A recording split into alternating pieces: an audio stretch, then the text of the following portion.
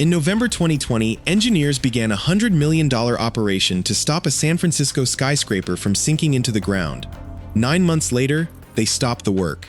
For the troubled Millennium Tower, it's been 6 months since the luxury high-rise was fully supported to stop it from sinking and leaning. Because during the repair, the building had started sinking faster than at any point in its history. The building is Millennium Tower at 301 Mission Street, 58 floors, 645 feet.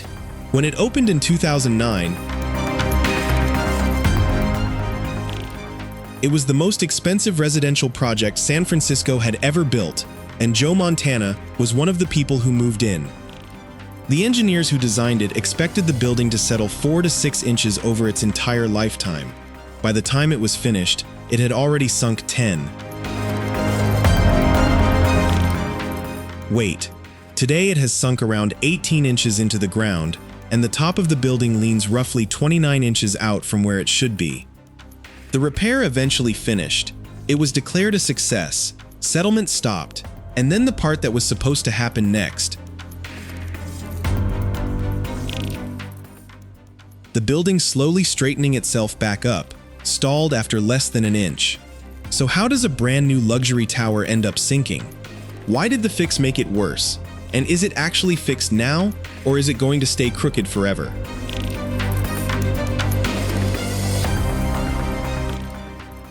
Before we go in, the figures in this one come from engineering reports, city hearing records, and the project engineer's own updates, not from other videos. The numbers in circulation online contradict each other constantly.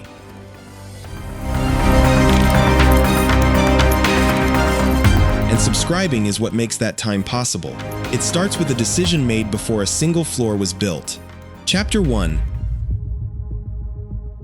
The ground underneath San Francisco. To understand what went wrong here, you have to understand what is under that part of the city. The area around Mission and Fremont Street is not natural ground.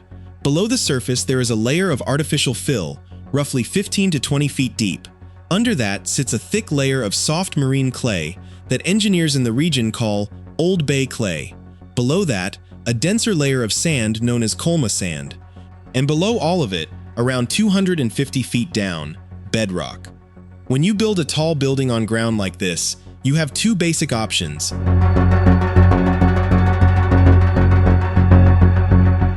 You can drive your foundation piles all the way down to bedrock, so the building rests on rock.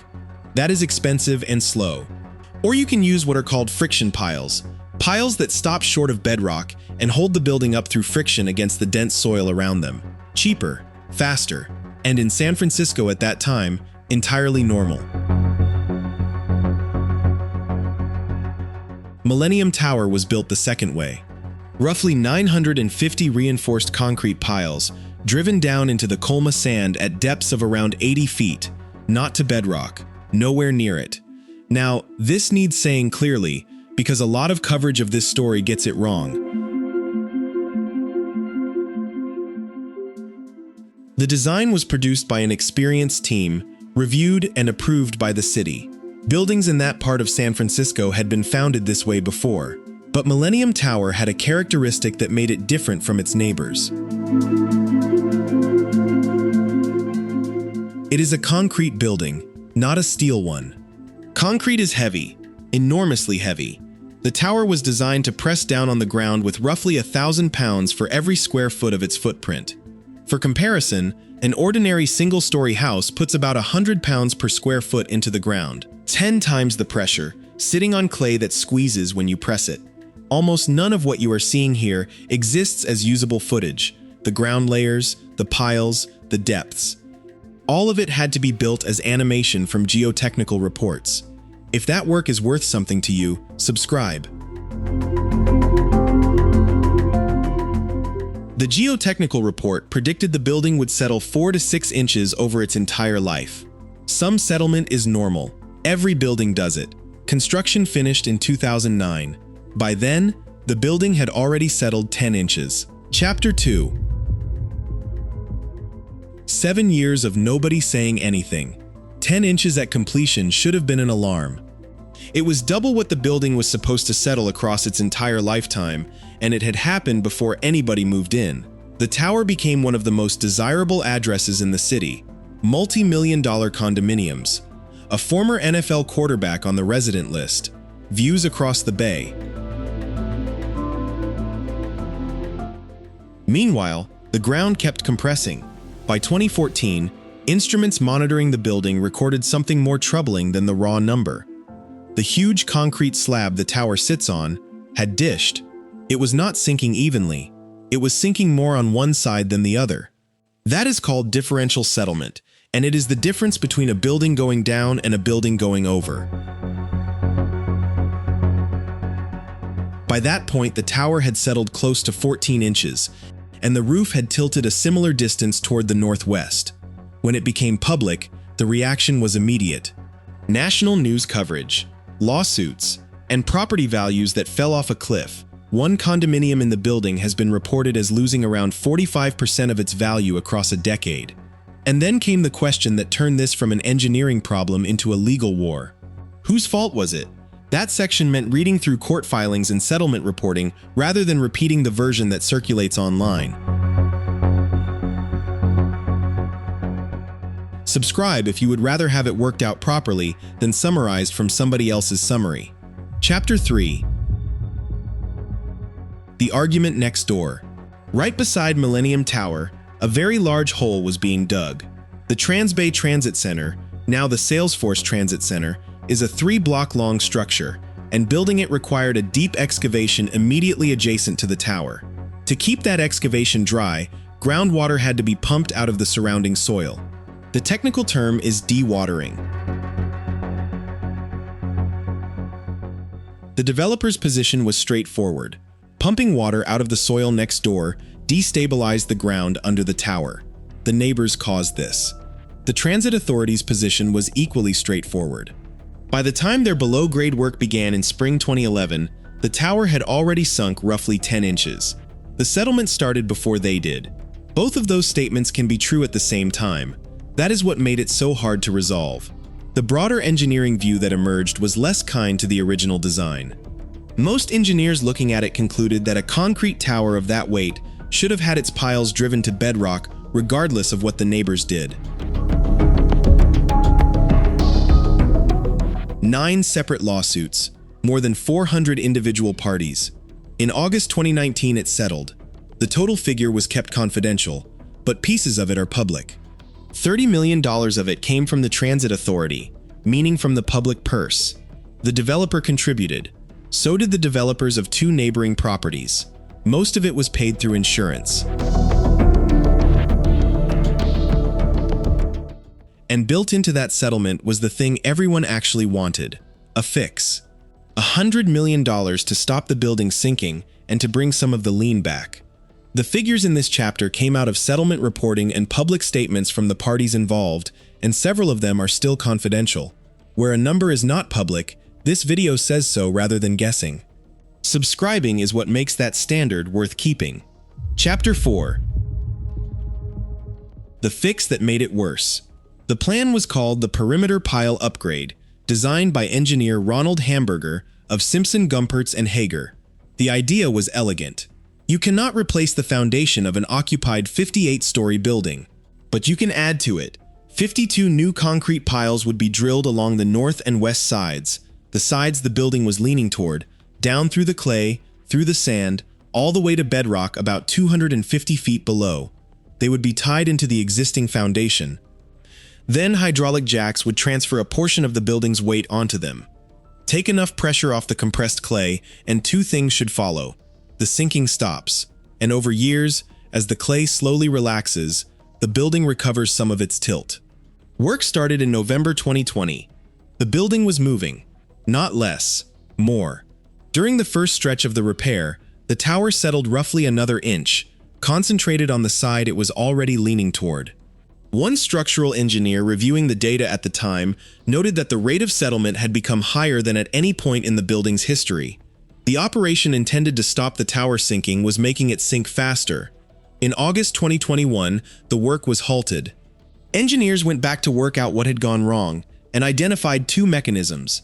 The vibration created by installing the piles was itself disturbing the soil, and in the process of drilling, More soil had been removed than intended. In other words, the act of building the fix was doing damage of its own. The response was counterintuitive, and it is the most interesting engineering decision in this whole story. Fewer piles meant less drilling, less vibration, less soil disturbance. Each remaining pile would carry more, around 1 million pounds each, driven roughly 275 feet down and embedded about 40 feet into the rock itself. The city's independent review team examined the reduced plan and signed off on it. 18 piles, they concluded, could still achieve the objectives. There is no way to film most of what happens 275 feet underground.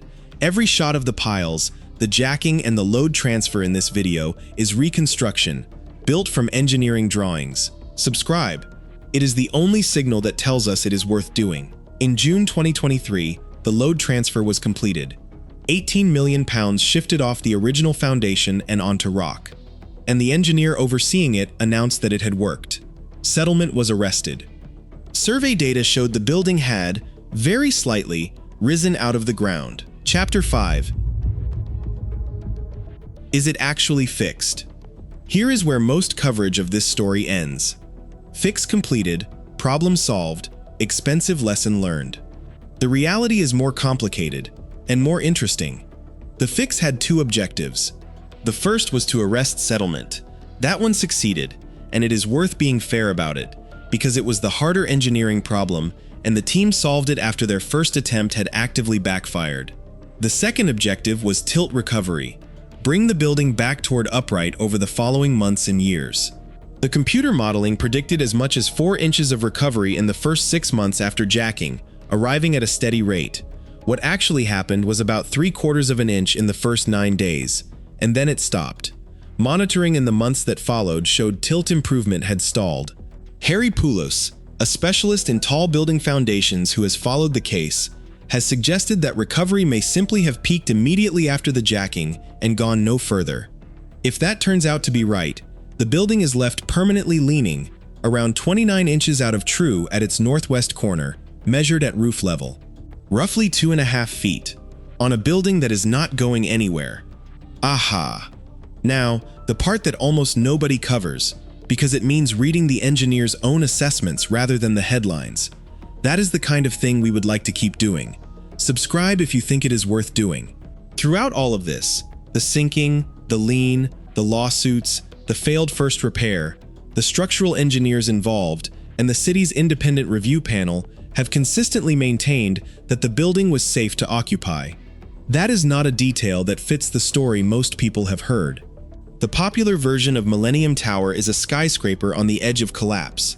The engineering assessment has been that settlement and tilt of this kind, on a building of this design, was a serious problem of property value, serviceability, and reputation, not one of imminent structural failure. That does not make it a small problem. Residents watched their homes lose enormous value. The building required a $100 million intervention that had to be redesigned mid-construction. The public paid $30 million toward a private tower's foundations. But it is a different problem from the one in the headlines. And the difference matters, because the open question about this building is not whether it will topple over on a calm afternoon. San Francisco sits between the San Andreas and Hayward faults, a building that has already settled unevenly, that leans 2.5 feet, and whose foundation is now a hybrid of original friction piles and 18 new bedrock piles, is a structure without a close precedent. The retrofit was designed and reviewed with that in mind, and monitoring is set to continue for a decade after completion. Load cells on every pile, survey points on every face. Which is the honest answer. Nobody is treating this as finished. The instruments are still running. Millennium Tower is still there. People still live in it. From the pavement, it looks like any other tower in the financial district. You cannot see 2.5 feet of lean across 645 feet of height with the naked eye. Underneath it, 18 concrete piles reach down through the clay into the rock, holding up a portion of a building that was never supposed to need them. Here is what I keep coming back to. The original design was approved, reviewed, and entirely legal for its time. If you had been on that review panel in the early 2000s, looking at a normal foundation design for an unusually heavy building, would you have caught it? Or would you have signed it off too? Tell me in the comments. And if you want more stories about buildings that were finished, occupied, and quietly hiding something, subscribe. That is exactly what this channel is for.